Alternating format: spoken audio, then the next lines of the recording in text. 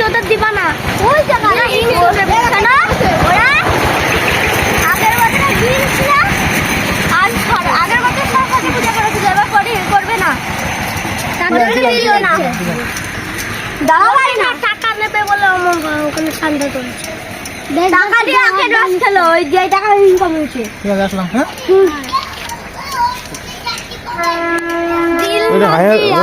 একটু ভাইরাল দে দে এইসব দে বল এই যে দিল না দিয়া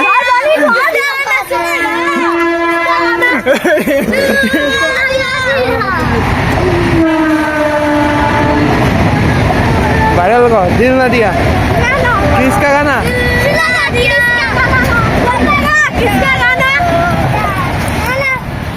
তো বন্ধুরা আমি আর আমার বন্ধু একটু বেরিয়েছিলাম বিকালবেলায় ঘুরতে, ঠিক আছে। তো যেতে যেতে তো সামনে কটা বাচ্চা চলে আসলে, ওরা সরস্বতী পুজোর চাঁদা কাটছিল। তো আমি তো ওদের চাঁদা দিলাম, আর ওরা বলছিল যে শুনতে তো পারলে যে আগে কতজন আছে ওদের চাঁদা দেবে না, ওরা চাঁদা কেটে আখের রস খাচ্ছে, ঠিক আছে। আর সেই মজা করেছিল, সেই কথা বলছিল আমার বন্ধু ভাই, বলছিল দে কটা ভাইরাল দে কিসকা গানা শুনে গা এরকম দে, ঠিক আছে। খুবই মজা হলো আজকে।